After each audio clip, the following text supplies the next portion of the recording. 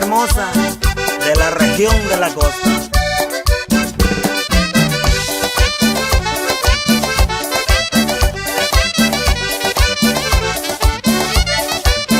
Allá en mi pueblo tengo una amiga, es mi vecina y le gusta el ron. A medianoche la ven borracha, es un desmadre tomando alcohol. Allá en mi pueblo tengo una amiga, es mi vecina y le gusta el ron. A medianoche la ven borracha, es un desmadre tomando alcohol. La vecinita es muy ardiente, es muy alegre de corazón. Quiso comer con el presidente, el tesorero y el regidor. La vecinita es muy ardiente, es muy alegre de corazón. Quiso comer con el presidente, el tesorero y el regidor. Con este número saludamos al licenciado Pablo Alejandro Bautista, allá en Chilpancingo, Guerrero, y sus amigos, los vecinos del río. Saludos, mi gente hermosa. Le gusta el chupe y la parranda, le gusta el baile y el vacilón. En la cantina la ven borracha y a cualquiera le da jalón.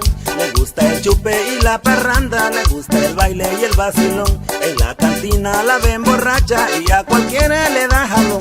Tengan señoras mucho cuidado que la vecina ya regresó. Mi gran amigo se fue con ella y en Acapulco lo abandonó. Tengan señoras mucho cuidado que la vecina ya regresó. Mi gran amigo se fue con ella y en Acapulco lo abandonó.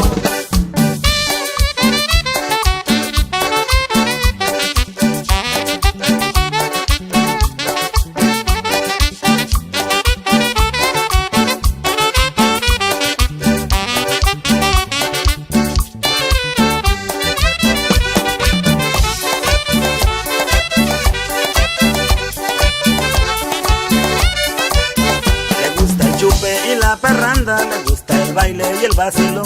En la cantina la ven borracha y a cualquiera le da jalón. Le gusta el chupe y la parranda, le gusta el baile y el vacilón. En la cantina la ven borracha y a cualquiera le da jalón. Tengan señoras mucho cuidado que la vecina ya regresó. Mi gran amigo se fue con ella y en Acapulco lo abandonó.